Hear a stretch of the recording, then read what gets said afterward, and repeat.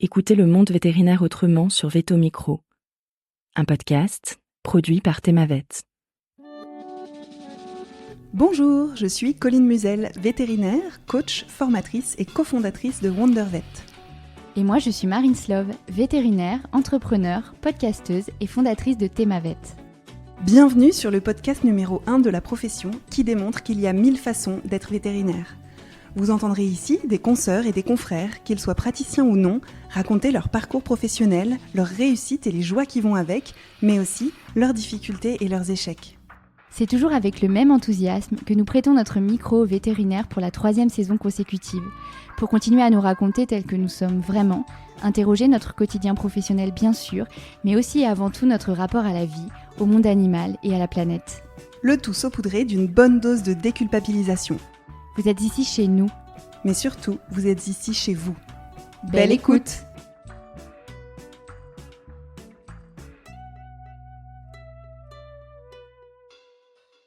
Bonjour à toutes et à tous. Aujourd'hui, j'ai le plaisir de recevoir Benoît Viviano. Bonjour Benoît, bienvenue sur Veto Micro. Hello Marine, merci de m'accueillir. Alors, je suis ravie qu'on ait enfin réussi à caler un moment pour enregistrer cet épisode parce qu'on s'est rencontrés à l'AVAC de l'an dernier, donc en 2023. Et là, on enregistre presque un an plus tard puisque l'AVAC, si je ne me trompe pas, c'est dans 2 semaines. Oui, ça approche. Ouais, effectivement, ça approche. on y arrive enfin. On a mis du temps, mais on a réussi. C'est super. Alors, tu avais fait une intervention où tu parlais des jeunes vétos français à l'étranger et de leurs attentes. Et j'étais venue te voir après parce que c'est un sujet qui est quand même très actuel et qui mérite qu'on y accorde de l'attention. Alors, en effet, tu es un jeune diplômé. Tu es sorti en 2023 du CEU de Valence en Espagne, dans un pays ensoleillé. Ça tombe bien parce que tu es originaire du sud de la France. Depuis ta sortie d'école, tu habites à Montpellier avec ton conjoint, un gecko léopard et un chat. Et tu bosses en consultation à domicile, plus un peu d'urgento en garde. Alors, j'en dis pas plus, et si tu es prêt, on rentre dans le vif du sujet. Allez, c'est parti. T'as bien décrit la chose, on peut y aller. Alors, qu'est-ce qui t'a donné envie de devenir vétérinaire ? La question qu'on se pose souvent, et c'est une vraie question, chez moi, elle est assez simple, elle est assez classique. Je vais encore te répondre comme beaucoup, parce que j'adore les animaux. C'est un fait, j'aime beaucoup les animaux, et quand j'étais plus jeune, je disais surtout que j'aimais les animaux, mais que j'aimais pas trop les gens. En fait, avec le temps, je pense que c'est quelque chose qui a bien changé. En fait, j'aime autant les gens que les animaux. Juste, j'aime soigner les animaux et j'aime pas soigner les gens. Il y a une nuance de taille. Oui, c'est très important. Typiquement, j'aime pas les piqûres, tu vois, donc ça serait un peu compliqué d'aller piquer des gens. Mais le point vraiment clé qui a fait que j'ai voulu faire veto, pour la petite histoire, j'avais un petit toutou à la maison, un joli pointer, et ce chien, il avait plein de problèmes veto, et donc on était régulièrement chez le veto une fois par mois pour aller gérer les problèmes dermato. Et puis un jour, entre 5 et 6 ans, j'ai dit à mes parents, moi je veux faire docteur pour les animaux parce que je veux plus qu'il y ait de toutou qui souffre comme mon chien. Et c'est parti de là. Et puis ça s'en a enchaîné des années d'études. Et puis finalement, voilà, docteur pour les animaux, aller soigner pour plus qu'il y en ait comme lui qui souffre comme il avait souffert. Donc c'est parti de là. Vraiment, j'avais même pas 6 ans. Et comment t'orientes ta scolarité pour, in fine, finir en Espagne, du coup ? Ça a été en fait ce qui m'a vraiment motivé tout au long de mes études. Donc j'ai commencé le collège en voie générale, puis le lycée en voie générale, partir vers un bac S en prenant SVT, bio, maths, physique, chimie à fond, parce que c'était des matières qui me plaisaient en plus, mais qui allaient derrière déterminer le fait que j'allais pouvoir faire veto. Et puis derrière la fameuse prépa qui a été un pur échec pour moi, et je sais pas si t'as prévu qu'on en parle plus en détail, mais donc t'as été jusqu'en classe préparatoire en France. Oui, j'ai fait en France, j'ai fait 1 an de classe prépa sur Marseille, parce que initialement je suis d'Aix, donc Marseille c'était à la fois le plus proche et puis quand même une prépa qui était plutôt bien réputée. Donc j'ai fait 1 an là-bas, où ça s'est pas bien passé, et après j'ai fait 2 ans en fac, donc j'ai fait quand même 3 ans de post-bac en France. Et tu peux nous expliquer pourquoi ça s'est pas bien passé en prépa ? Alors, si tu veux, il y avait 2 choses. C'est que je pense qu'il y a un côté manière de travailler en prépa qui qui est à mon sens un petit peu aberrant, mais il y a aussi une partie qui me convenait pas. Je peux pas dire que c'était ça s'est mal passé parce que ça s'est mal passé dans la zone où c'était, et aussi parce que ça me convenait pas. Il y avait vraiment ces deux choses-là. La première partie, c'est parce qu'il y avait pas ce côté bonne ambiance, forcément une forme de compétitivité qui était pas très agréable, et heureusement j'ai pu me faire quand même quelques copains que j'ai encore aujourd'hui, et avec qui ça a permis de garder du lien et de pouvoir avancer. Mais derrière, ce qui a été vraiment compliqué, c'est ce côté du côté corps professoral, où tu as effectivement des notes complètement achevantes tout au long de l'année, et quand t'as été bon élève pendant X années avant, et derrière tu passes de 15, 16 de moyenne à 3, 4, 5 sur tous tes examens. Bon, ça c'est d'un point de vue psychologique, c'est quand même compliqué. Puis après les fameuses calls où clairement, qu'on le dise crûment, tu te fais assassiner parce que les profs sont pas agréables. Et moi, ça s'est surtout très mal passé parce que j'ai eu une très très très mauvaise relation avec la prof de bio, où je sais pas ce qui s'est passé. Il y a eu une forme de non-compatibilité, et où quand moi j'allais demander de l'aide pour essayer d'avancer sur mes difficultés, essayer de rebondir et d'atteindre un niveau un petit peu plus important pour progresser, elle cherchait à m'enfoncer, quoi. Donc j'ai eu des remarques extrêmement désobligeantes, comme quoi en fait je pouvais pas y arriver, que quand je demandais de l'aide pour comprendre pourquoi j'avais pas réussi à ce contrôle-là, j'entendais que de toute façon j'y arriverais pas et qu'il fallait juste que je me mette à travailler. T'as eu l'impression d'être mis en échec, en fait, quelque part. Ah, complètement. Il y avait pas j'ai eu de l'appui de mes amis et de certains professeurs, mais d'elle, j'ai pas eu l'appui dont j'avais besoin pour essayer de rebondir. Et je mets le doigt sur cette personne parce que c'est une prof qui a changé en fait en cours d'année. Elle était en congé maternité avant, au tout début de l'année. Donc premier trimestre, j'étais dans le premier tiers de classe. J'avais des très bonnes notes en biogéol. Et du moment où elle est arrivée, ça a été terminé. C'était du style, j'écrivais 9 pages qui étaient dans le sujet, mais qui lui convenaient pas parce que c'était pas assez détaillé pour elle. Et je prenais 3, 4. Et une amie qui, elle, avait fait un hors-sujet complet, avait le double, voire le triple de ma note.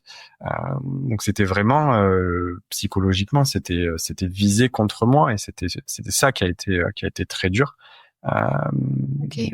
Voilà, jusqu'au moment où j'ai pris la décision du coup de transférer en fait à la fac.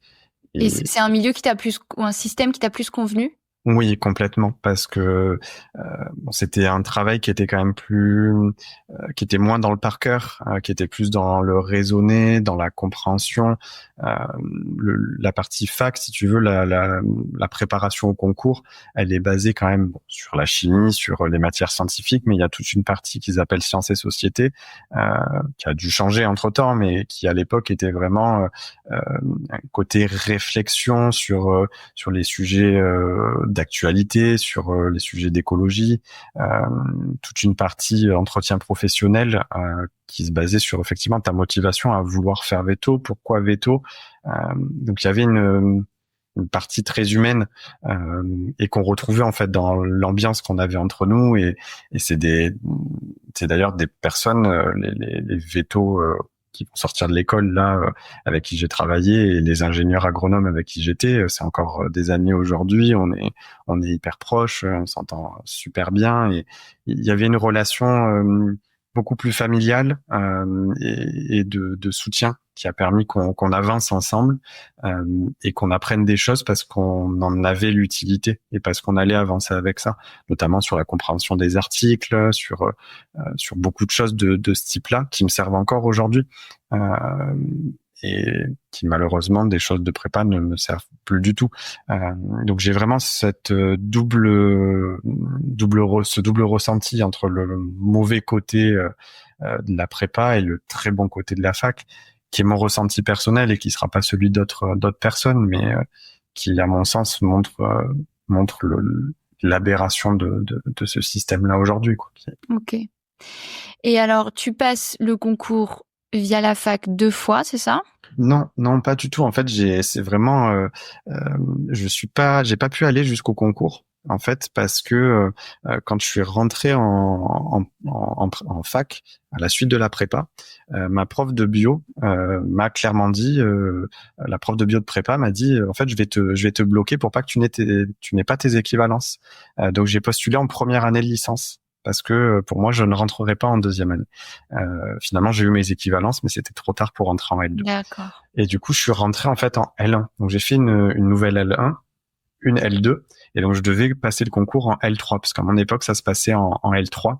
Et en fait, au moment où je devais passer le concours, juste avant, j'ai postulé en Espagne sur un petit pari avec un copain, un copain qui m'a dit mais moi je postule en Espagne, viens en Espagne avec moi, tu vas voir, ça va être super. J'ai dit mais je parle pas espagnol, qu'est-ce que tu veux? Est-ce que j'allais te demander, est-ce que tu parles espagnol? Mais pas un mot, j'avais fait allemand au lycée, donc et donc voilà, qui me dit mais viens avec moi. Je dis mais je parle pas, je dis mais t'es un grand fou.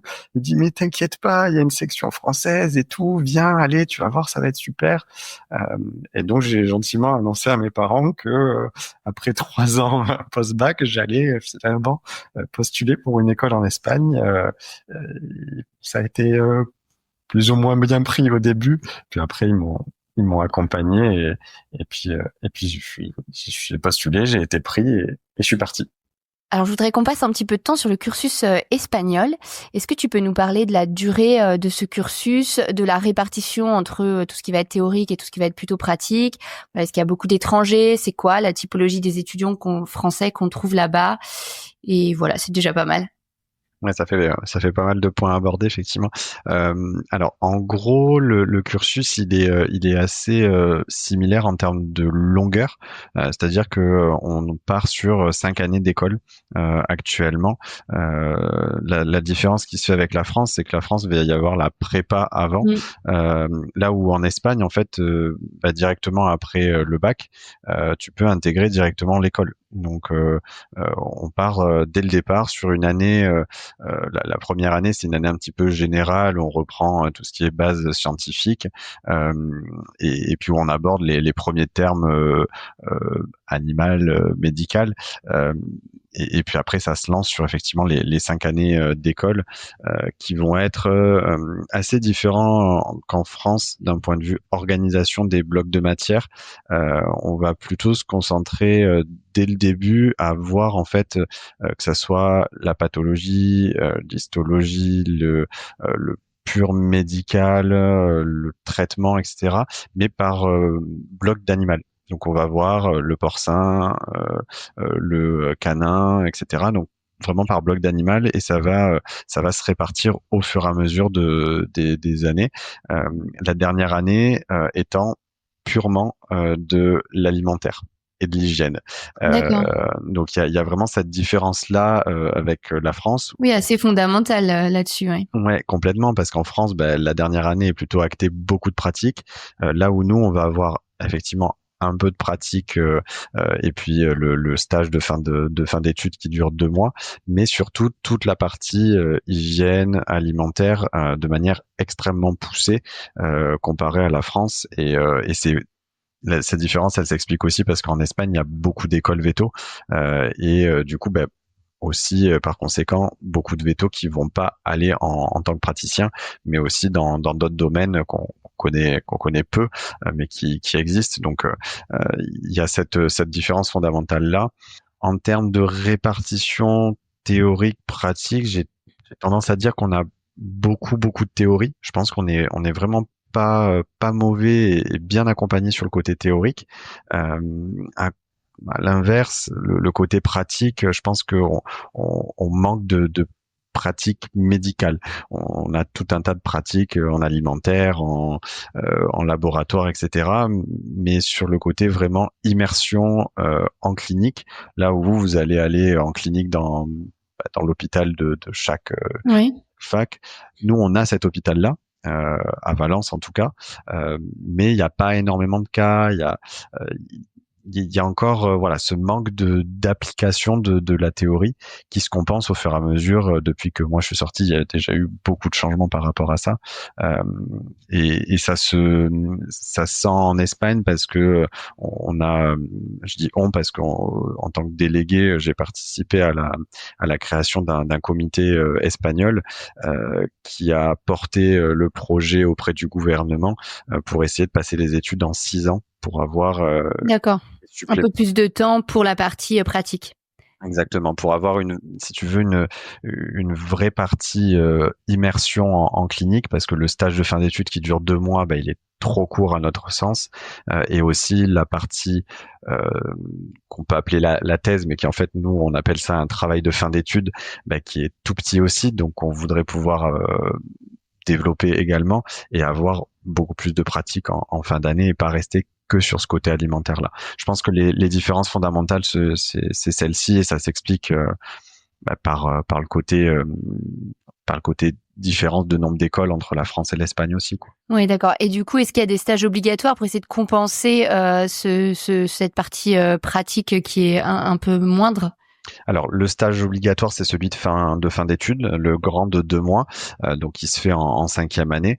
On a également un deuxième stage obligatoire qui est entre la 4e et la 5e année, qu'on appelle le stage de CAR. En fait, c'est la clinique des animaux de rente. Donc, on doit aller faire un stage.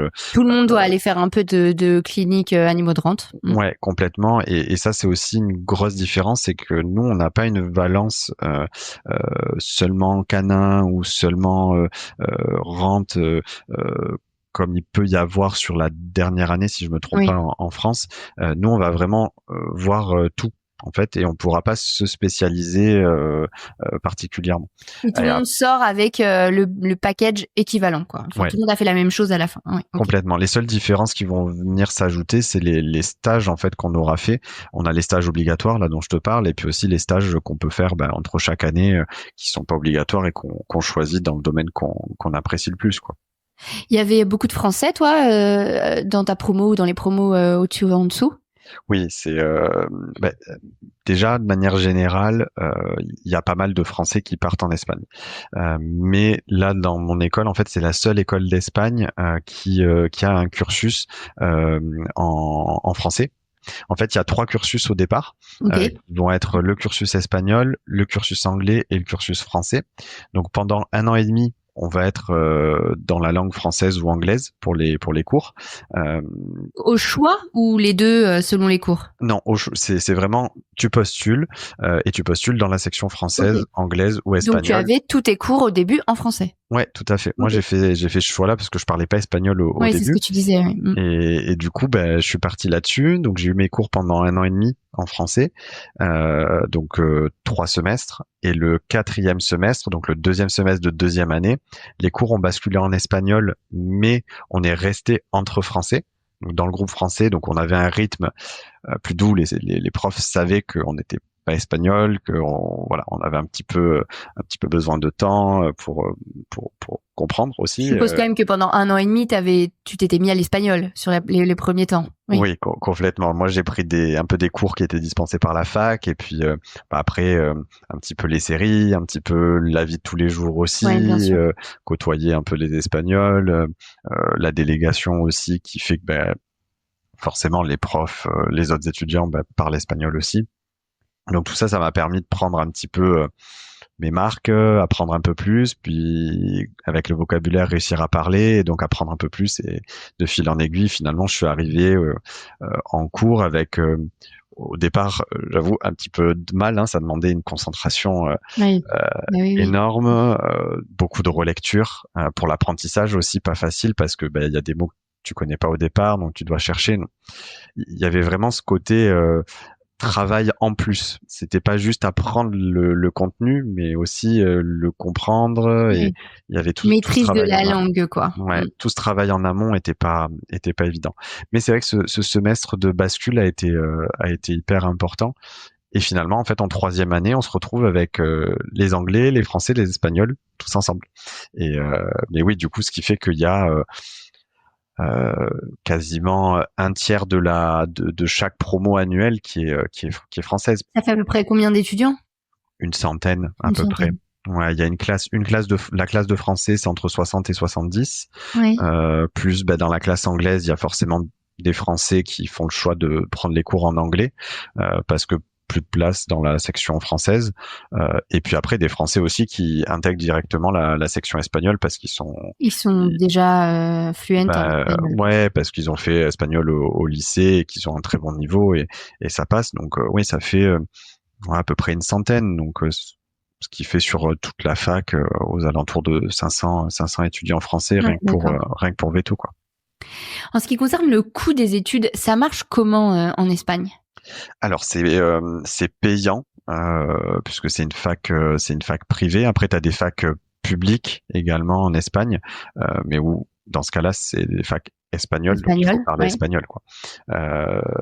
Là dans le cas de cette fac-là, c'est un paiement qui se fait à l'ECTS, donc le crédit européen.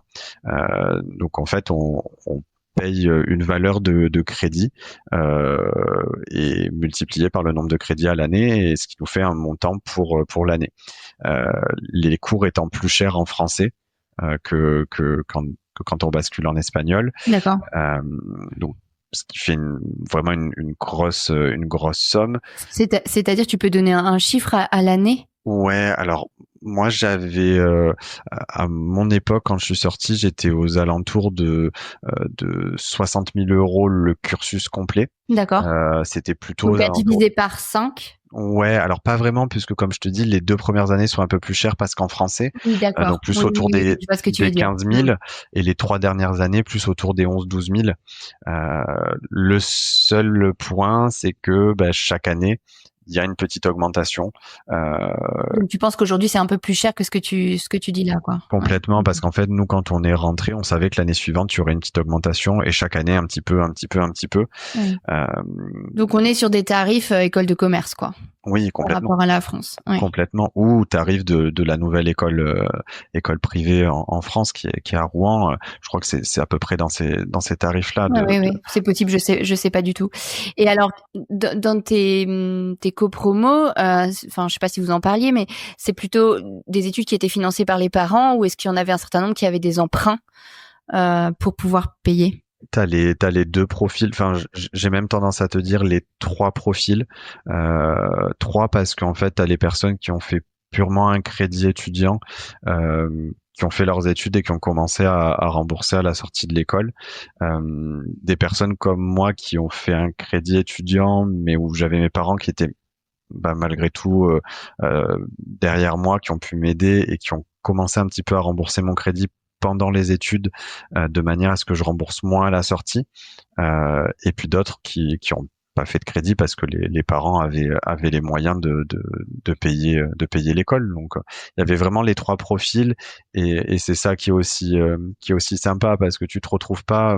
Moi, j'avais peur de ça, de me retrouver dans une fac privée où je sois qu'avec des personnes qui ont beaucoup de moyens, et une sélection par l'argent, quoi. Ouais, alors qu'en fait finalement c'est plus de se dire voilà, c'est ce que je veux faire. En France, j'ai pas cette chance-là, peut-être pas cette capacité d'aller jusqu'au concours. Je fais un crédit, ça va être des sacrifices, mais je peux y aller. C'est ce qu'on a été plusieurs à faire, et au final, il n'y avait pas de différence entre nous, et ça c'est quand même important, quoi. Oui, bon, et si on pousse la réflexion sur ce qu'on appelle la reproduction des élites, finalement le cursus vétérinaire français, bon, il a augmenté, hein, moi depuis que je suis sortie, mais ça reste assez peu cher parce qu'il y a toute une partie publique qui est prise en charge. Cela étant dit, on a quand même une reproduction des élites avec plutôt des vétérinaires qui sont issus de familles qui sont CSP+, etc. Donc finalement, il y a pas de, enfin que le cursus soit cher finalement, ou qu'on soit dans des cursus élitistes par la classe préparatoire. Est-ce que finalement ça comment dire, ça gomme les inégalités sociales? Je suis pas sûre. J'ai pas la réponse, mais je soulève le point. Je pense que le sujet se discute aussi, parce que finalement, si on va par là, actuellement l'école en France c'est dans les 3 000 euros. Oui, c'est ça à peu près. Ouais.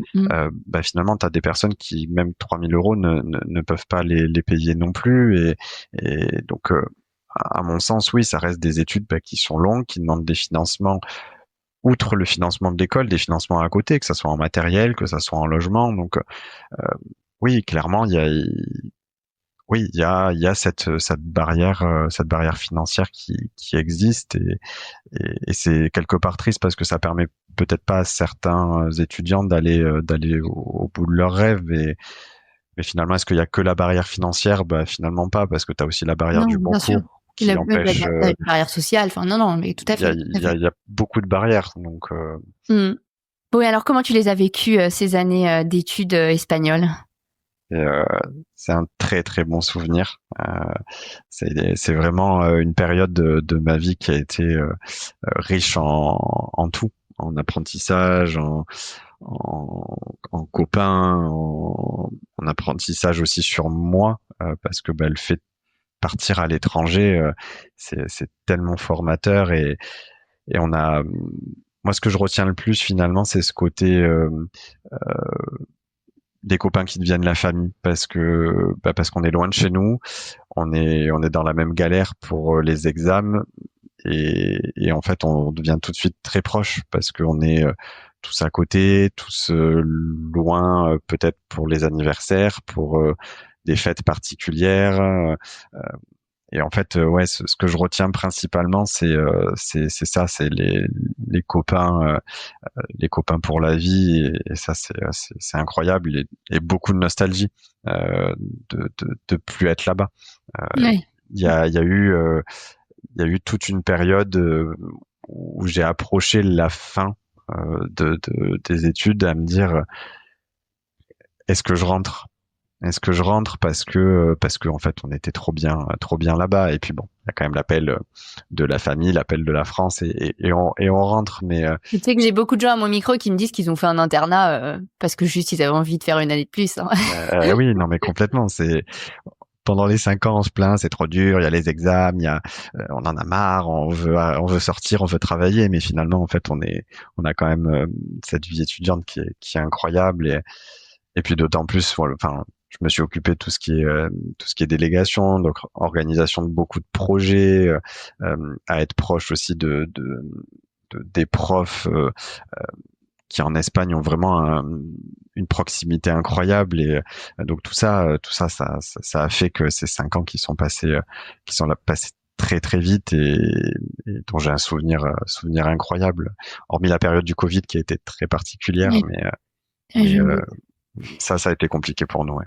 Ça a été compliqué pour tous les étudiants je pense hein, partout dans le monde ouais c'est une période ouais où malgré tout on le garde quand même en tête avec des souvenirs où bon, on sortait quand même malgré le couvre-feu et où on s'est retrouvé parfois à aller de l'un chez l'autre derrière une haie parce qu'il y avait une voiture de police qui passait. Enfin, des souvenirs comme ça qui restent et ouais, c'est ça que je retiens des 5 ans. Outre voilà les examens qui ont été compliqués, la distance qui a parfois fait que j'étais pas forcément bien, mais surtout les copains et la bonne ambiance et il y a une intégration. Oui et non. C'est quelque chose qui est totalement illégal en Espagne. Donc on parle d'intégration, mais surtout pas de bizutage, tout ça. Je rappelle que le bizutage est illégal en France aussi. Illégal en France, mais on sait que qu'en Espagne ils ont une position plus dure. Oui, en France, c'est plus toléré. Il y a ce côté, voilà, c'est les nouveaux qui arrivent. Là en Espagne, faut quand même que ce soit très encadré, d'autant plus en fac privée ou fac privée catholique, donc il faut faire très attention. Donc oui, on a fait quand même une intégration des nouveaux avec toute une mise en place de parrain-marraine, ce qu'on appelle, où les deuxièmes années prennent sous leur aile une première année et l'accompagnent aux besoins. On a fait une petite soirée et nous-mêmes on avait eu cet épisode-là. C'est pas quelque chose qui dure très longtemps. On fait ça sur une après-midi, une soirée, et puis c'est parti et quelques relations s'installent. C'est pas comme en Espagne, enfin ou en France, pardon, où il y a ce côté, on part en week-end et autres. C'est beaucoup plus léger et c'est ce qui fait aussi qu'on a moins de relations entre les promotions. C'est vrai que oui, d'accord. Ouais, je connais quelques personnes de l'année au-dessus, quelques Ah oui, personnes de d'accord. Mais l'année en finalement, tu dessous. connais plus sur ton année, ta promo, quoi. Complètement, ouais, complètement. Et voilà, c'est une particularité de l'Espagne. On n'a pas pareil d'endroit où se retrouver, vraiment un endroit pour les étudiants à proprement parler. On a le campus, mais on n'a pas un point vraiment spécifique. Donc ça, il y a moins effectivement de relations interpromo, quoi. Ok. Si en quelques mots, pour finir un peu sur ce cursus espagnol, tu pouvais nous faire une espèce de critique constructive, telle que tu l'as vécu, en tout cas, des points forts et des points améliorés. Qu'est-ce que tu listerais sur ce cursus que tu as fait? Moi, je pense que le gros point, à améliorer et qui est déjà en cours, c'est le côté augmentation de la Oui, pratique. ce que tu disais tout à l'heure. Voilà, ça c'est un point important. Euh, D'un point de vue aussi peut-être organisationnel de où sont situés dans le cursus tel bloc de matière pour que ça soit plus un transfert progressif vers le monde du travail plutôt que un enchaînement de matières sans que ça nous apprenne à sortir. Après, le gros point positif, comme je disais là, c'est le côté voilà, apprentissage sur soi, apprentissage de l'autre, l'ouverture d'esprit, voilà, être à l'étranger sur 5 ans, c'est quelque chose d'extrêmement positif et je pense que c'est le gros point fort pour que je conseillerais même aux personnes qui pourraient le faire en France, en fait, de se dire, je pars et je construis quelque chose de différent ailleurs. Oui, il y a un côté sortir de sa zone de confort et ça rejoint un petit peu la conférence où je t'ai rencontré, où en fait tu disais qu'en fait ce sont des étudiants qui ont une certaine forme de motivation parce que il faut partir à l'étranger, s'intégrer dans une culture, apprendre une langue, faire des cours dans une autre langue, etc. Donc finalement c'est un peu céder à la facilité d'avancer l'argument de c'est ceux qui n'ont pas pu rester en France, ils sont partis, c'est facile. Il y a quand même voilà, il faut de la volonté et de la motivation. Complètement, c'est pas donné à tout le monde. Je pense que et il y en a chaque année qui finalement rentrent en France parce qu'ils ne se sentent pas à leur place et puis rétorquer voilà le fait que c'est quelqu'un qui a pas réussi en France, il y a quand même beaucoup d'étudiants qui à la sortie du bac ne testent même pas la voie de la France et partent directement à l'étranger. Donc on peut pas rétorquer à ces personnes-là qu'elles n'ont pas eu les capacités. En fait, elles ont tout simplement pas testé, donc on ne sait pas si elles auraient eu leur place ou pas. Et je pense que effectivement c'est des profils qui sont différents, c'est des personnes effectivement extrêmement motivées et qui reviennent avec une ouverture d'esprit et qui est inégalable, clairement. Alors, tu parlais tout à l'heure justement du transfert vers la vie professionnelle, donc on va parler de ce qui s'est passé pour toi. Comment ça se passe pour toi quand tu termines l'école? Est-ce que tu te sens armé? Puis quels vont être tes critères de recherche d'un premier emploi? Alors, armé, pas vraiment. Je me sens un peu désemparé en me disant, si je vais quelque part où je suis pas accompagné, ça va être terrible. Je me sens pas prêt en fait quand je sors. Je me sens pas prêt à communiquer avec les propriétaires. Je me sens pas prêt à gérer une anesthésie. Je me sens pas prêt à faire une chirurgie quelle qu'elle soit. Je me sens pas prêt à gérer du médical. Enfin, je me dis mon Dieu, ouais. Enfin, selon où je vais, ça va être terrible. Bon, alors je fais une remarque au passage parce que j'ai interviewé la semaine dernière Pierre Sens, le directeur de l'UNVT, et il disait que c'est quelque chose qui remarquait chez les jeunes étudiants actuellement, c'est qu'ils se sentaient pas prêts, ils avaient très peu confiance en eux. Donc, je suis pas sûre que ce soit lié entièrement au cursus espagnol, même si tu disais qu'il y avait pas beaucoup de pratique. C'est ça, c'est vrai que on se rend compte qu'on est tous à peu près dans le même cas. Je vois, quand on est sorti, c'est à peu près tous pareil. Mais bon, à la fois, c'est inquiétant quand même qu'on soit, oui, là tout à fait. Il soulevait le point d'ailleurs. Et bon, face à ça, tu te dis bon, il faut que je trouve quelque chose qui me plaise. Et moi, à ce moment-là, ce qui me plaît, c'est de par mes stages précédents, c'est les urgences. Donc, j'envisage en fait de bosser comme ça en urgence. Donc, je commence mes recherches à la fois en parallèle pour des cliniques de jour sur Montpellier et je reprends contact avec les équipes de vétérinaires de toute urgence puisque j'avais fait plein de stages là-bas et en fait eux m'offrent un poste en temps partiel sur Marseille au départ parce que j'ai mes parents sur Aix, donc ça convient très bien. Donc je commence par là et puis je cherche en parallèle du taf aussi sur Montpellier puisque c'est là où je voulais habiter. Je me retrouve face à une réalité assez terrible, à savoir y a pas beaucoup de postes sur Montpellier de dispo. Les autres vétos me disent mais tu sais il y en a plein qui cherchent mais qui mettent pas d'annonce, donc fais des envois de candidatures spontanées. Donc me voilà lancé à préparer une lettre de motivation par clinique détaillée en regardant ce que chacun fait et j'envoie dans les 15 ou 20 cliniques les plus proches du secteur de Montpellier, celles qui me conviennent le mieux de ce que j'en ai vu, et je reçois une réponse négative et une réponse positive.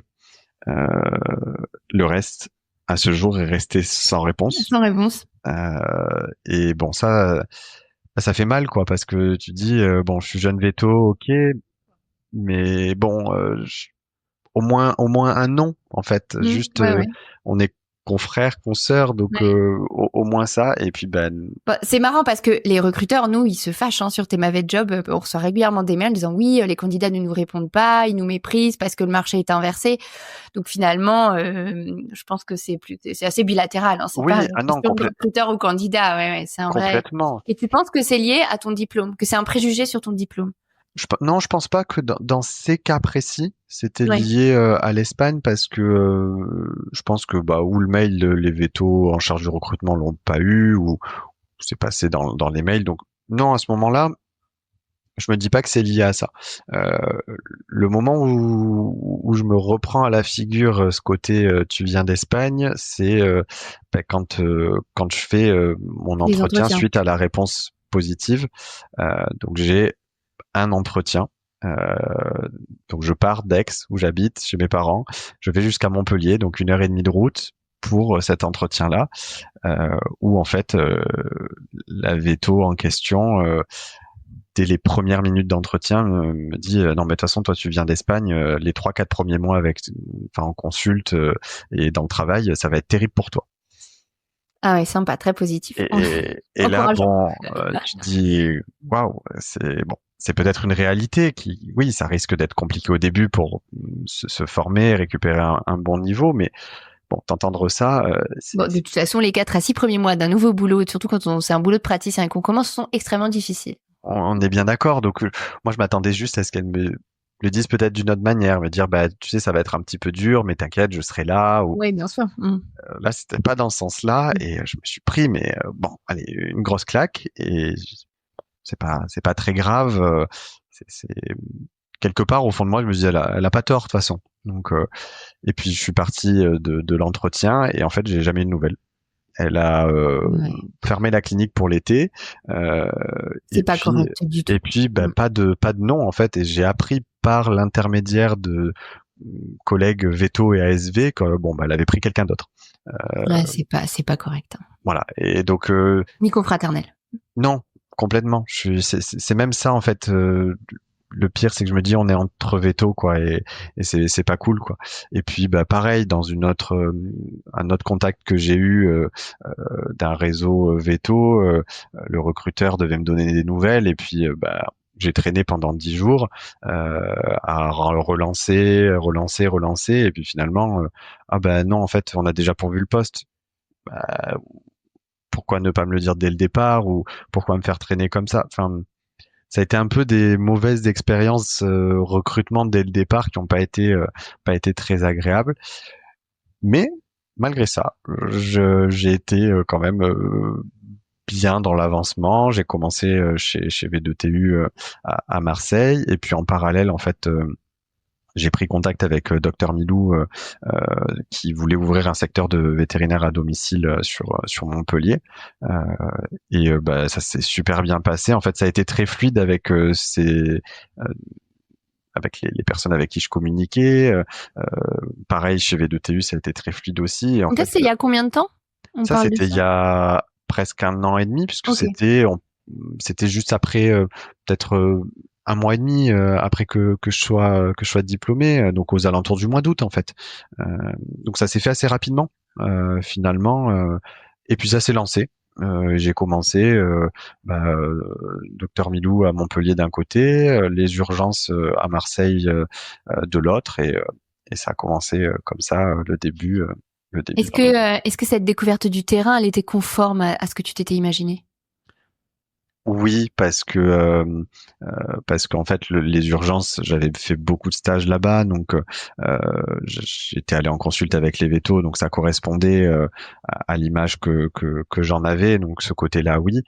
Après le domicile, je connaissais pas du tout, j'en avais jamais fait, mais j'ai retrouvé le côté très proche des gens, très social, et je pense que c'est une chance que j'ai eue en fait de tomber tout de suite sur quelque chose qui me correspondait. Et ça, je Hmm. pense que c'est pas donné à tout le monde pour le coup. Qu'est-ce qui te plaît aujourd'hui dans ton métier et qu'est-ce qui te donne envie de te lever le matin? Clairement, le fait de voir que je suis utile et que les gens sont reconnaissants de ce que je leur apporte. Quand je pars faire ma tournée et que quand je repars, que j'ai fait une fin de vie par exemple à la maison et que les gens me disent merci pour une fin de vie, que je vois que l'animal, il est pas stressé, que je vois que les gens sont contents, que il y a une belle relation qui s'installe. Voilà, le sentiment d'être utile, et puis après, tous les à côté que je fais, je m'occupe un peu de la com, un peu du recrutement. Oui, c'est ce que j'allais dire parce que t'es aussi chargé de recrutement. Ouais. Du coup, ça permet de diversifier. Et en quoi ça consiste et qu'est-ce qui te plaît là-dedans? Complètement. En fait, c'est vraiment ce côté diversité qui me plaît beaucoup. J'ai le côté médical au quotidien parce que je fais mes tournées, parce que je fais une garde aux urgences chez V2TU maintenant à Montpellier.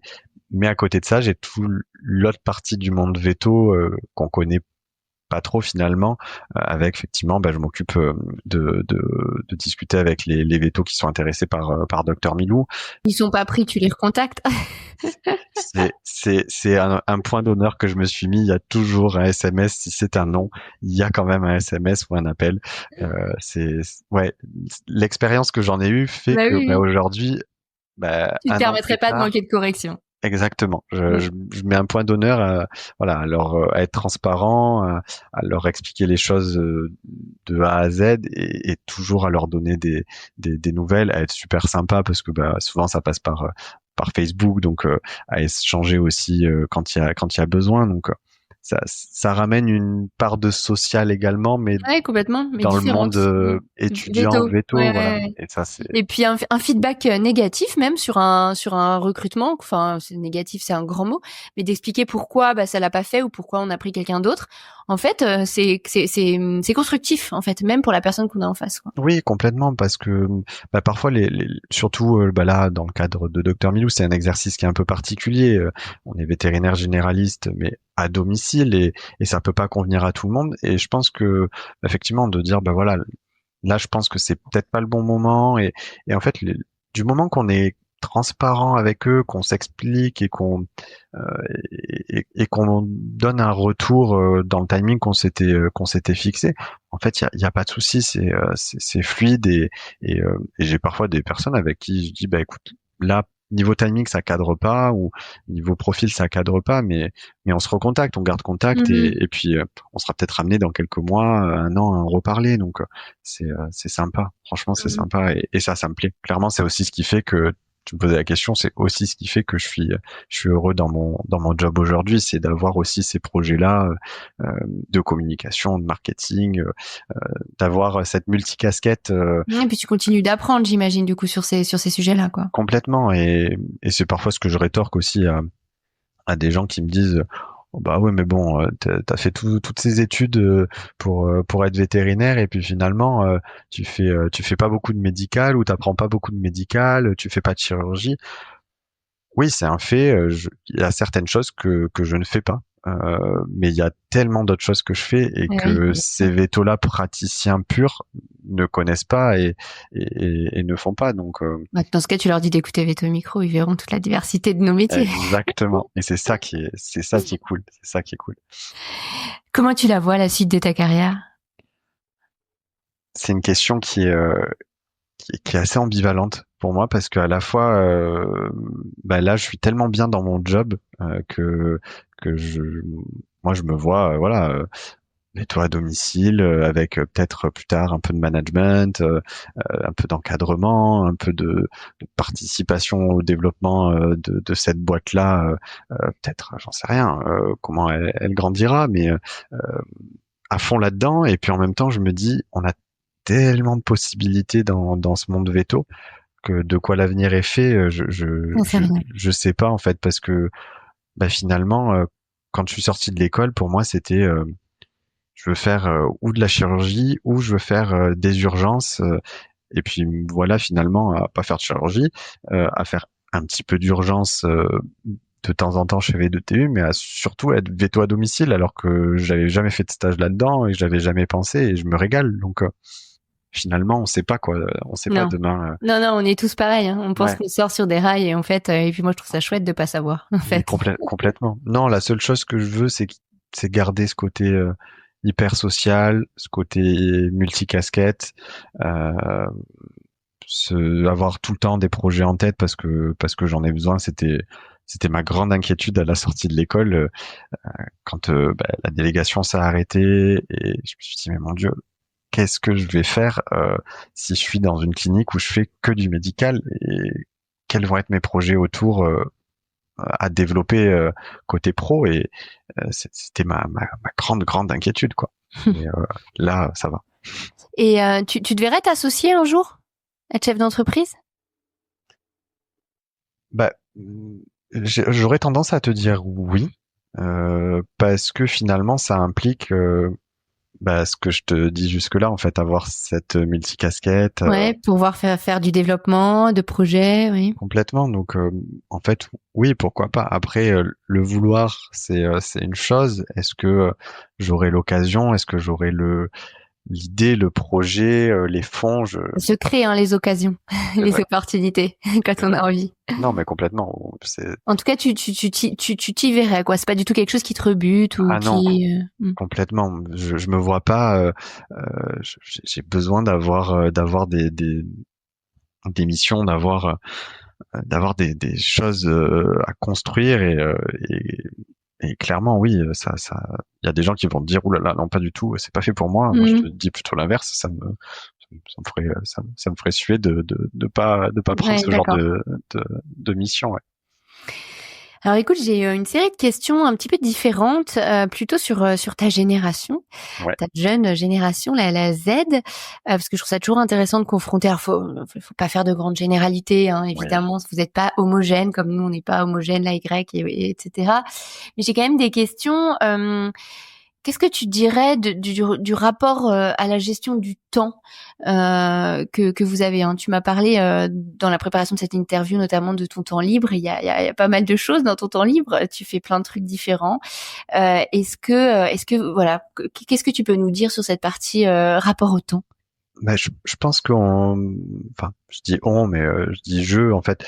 Je pense qu'on a envie d'optimiser et de faire le maximum de choses, parfois peut-être un peu trop. Des fois, au bout de 15 jours, je me dis oulala, t'en as trop tassé là. Il y a trop de trucs qui s'accumulent. Je pense qu'on a besoin en fait de pas faire que notre boulot, que notre routine. Je pense qu'on a besoin aussi de nos à côté. On a besoin de se passionner pour certaines choses, que ça soit lié au monde veto ou pas d'ailleurs, hein, mais je pense qu'on a besoin de ça. On a besoin aussi de construire des choses. Moi, je suis vachement dans l'anticipation tout le temps. Alors, je sais pas si c'est le cas de tous de cette génération-là, mais je suis toujours à me dire bon, là, tu fais ça, et puis comme ça pour après, tu pourras faire ça, etc. De prévoir aussi un avenir lointain, ça m'aide bien en fait de me dire voilà. Là aujourd'hui, tu profites, mais tu sais qu'aussi derrière, t'auras des choses qui vont bien se passer pour la suite. C'est une manière de se sécuriser aussi, ouais, Ouais, peut-être. je pense qu'il y a j'ai ce double truc là en fait. Avant, j'étais que là-dedans, que dans le lointain. Et maintenant, j'ai tendance plutôt à relativiser un peu, à me dire bon, on n'a qu'une vie, profite et prends un petit peu plus cool. Fais des choses aussi pour toi et c'est important aussi. Mais je pense qu'on a plus cette philosophie de boulot à fond. Je bosse. Le soir, je rentre, je fais mon petit train-train et puis le lendemain, Et puis ça va durer rebelote. 30 ans dans le même boulot, C'est effectivement, ouais. ça. Mais comme tu dis, c'est intéressant cette histoire d'avoir besoin de se projeter parce que on vit dans un monde quand même très insécure et du coup il y a quand même ce besoin de sécurisation et quand on fait des projections mentales dans le temps, c'est souvent qu'on a besoin de se projeter pour voir vraiment ce qui va venir, faire des hypothèses, des scénarios, ce qui démontre qu'on est quand même dans quelque chose d'assez anxiogène en fait. Ah oui, non, mais On est dans un monde qui va très très vite quoi. je suis hyper anxieux de manière générale et je me bonifie avec le temps sur ce point-là. Mais oui, j'ai quand même ce besoin de me dire bon, qu'est-ce que je vais faire l'année prochaine? Mais c'est pas spécialement du projet perso. C'est pas forcément pour allez, l'année prochaine je me programme un voyage ou autre. C'est plus du prévisionnel financier, Ouais. Mais c'était structurel. ma question suivante. Sur le rapport à l'argent, justement, à cette sécurisation financière, est-ce que t'as des idées pareilles, c'est pareil, les grandes idées générationnelles, c'est pas l'objectif, mais est-ce que t'as quelque chose à nous dire là-dessus sur le rapport à l'argent de cette jeune génération qu'on critique parfois en disant ils veulent des bons salaires alors qu'ils savent rien faire, tu vois? Je pense qu'on est on a une notion qui est assez différente. C'est qu'aujourd'hui, en fait, on est conscient de tout ce qu'on a fait pour en arriver là. Et on est surtout, je pense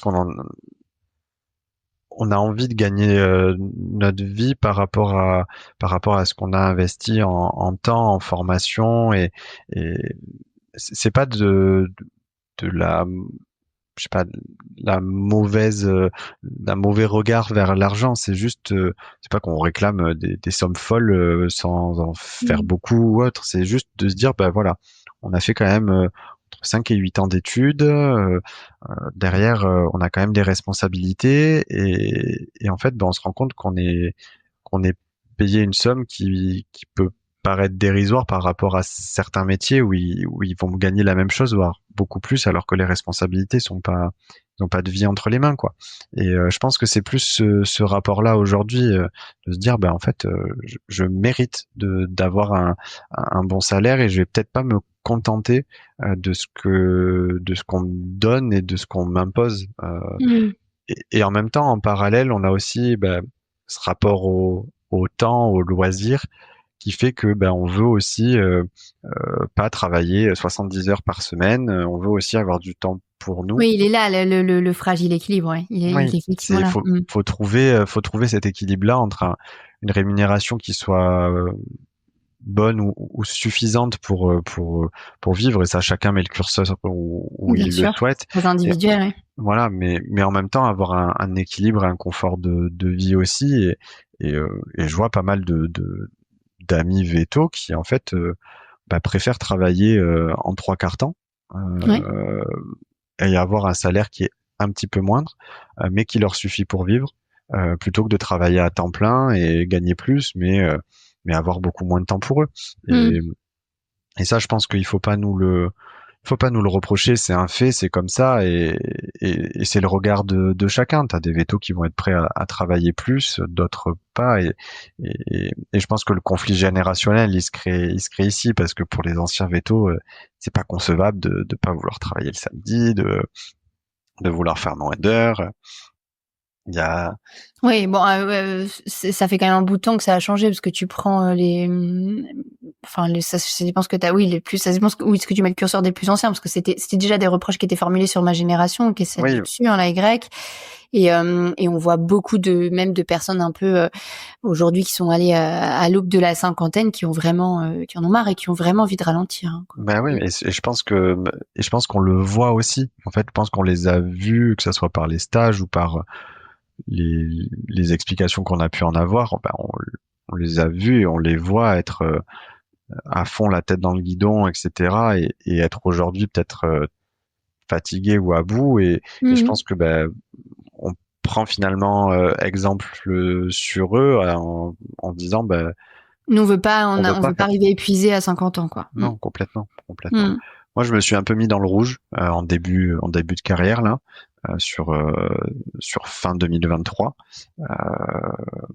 et du coup début 2024, j'étais un peu en mode c'est trop, tu en fais trop et j'ai dit non, hop, on calme le jeu, je réduis un petit peu les heures, je fonctionne différemment sur mon temps de travail avec les uns, avec les autres, et j'ai réorganisé un petit peu pour que ça me convienne mieux parce que je voyais que il y avait une fatigue qui s'installait, que ça agissait du coup sur la vie perso et, euh, et je pense que voilà, je suis content que les personnes autour de moi aient su aussi m'accompagner là-dessus pour que j'arrive pas de l'autre côté et que je bascule dans le trop et ça je reviendrai pas en arrière quoi. Ouais, je comprends.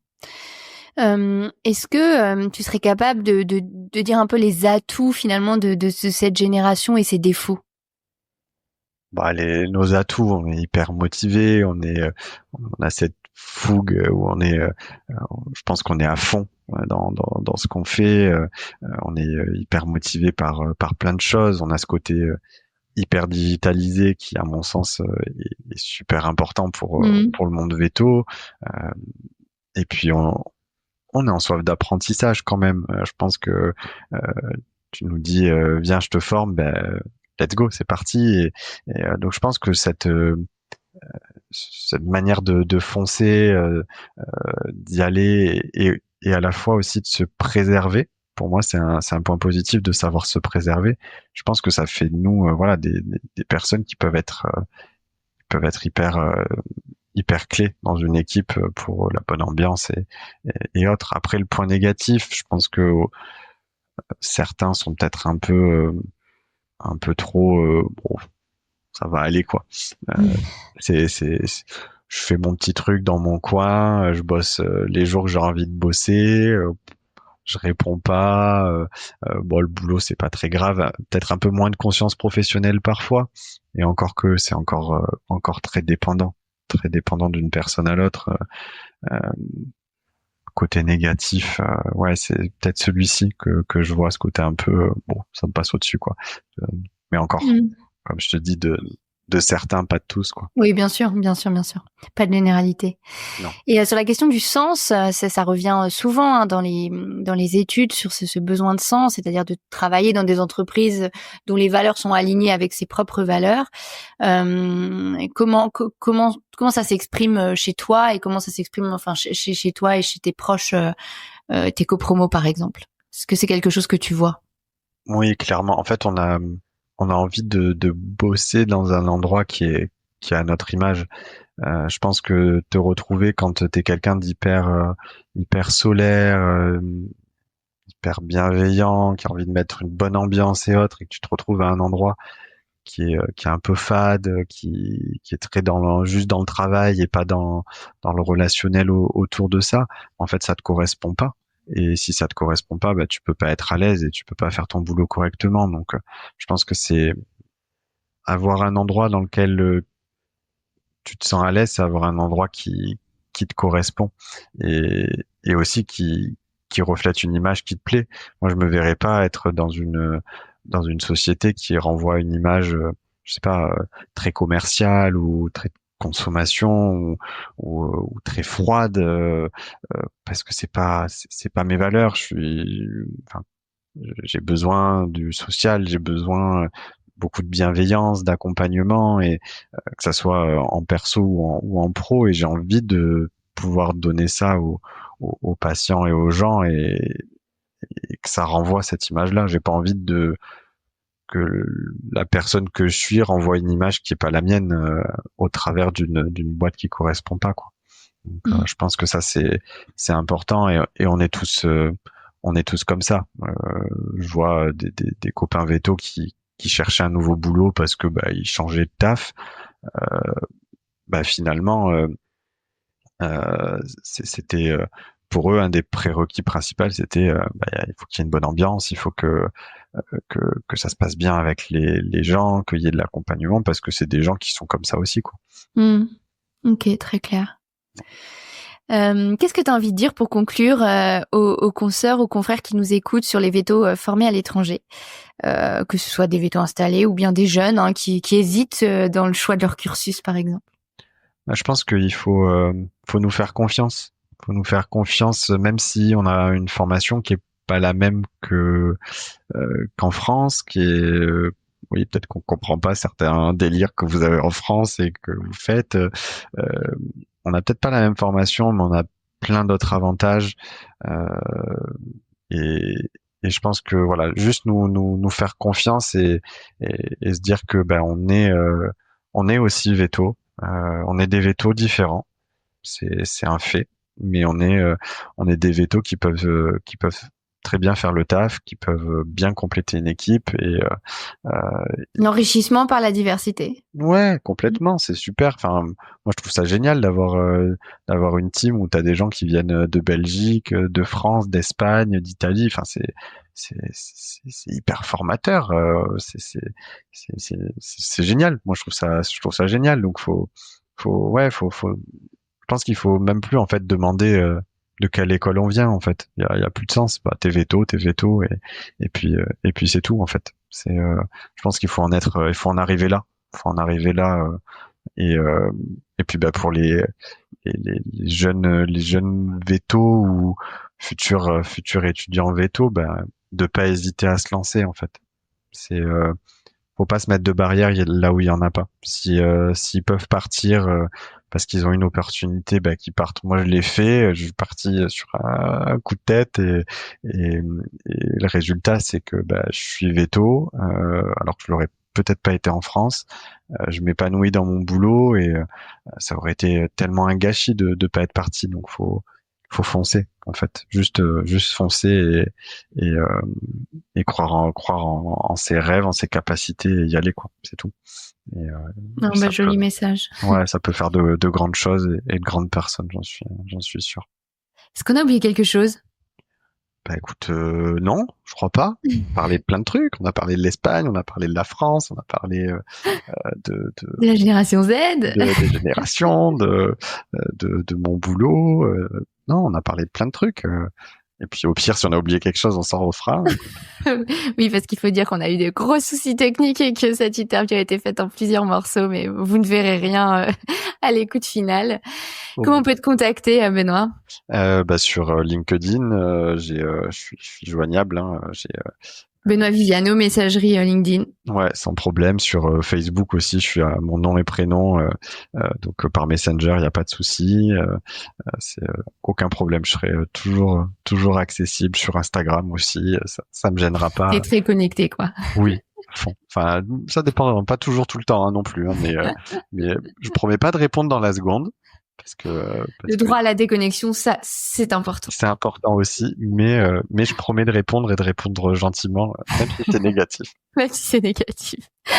Ok, écoute, merci de nous avoir donné l'occasion de discuter autour de ce sujet de la formation cursus français versus cursus à l'étranger, puis de nous donner une bonne idée de ce cursus en Espagne que tu as fait.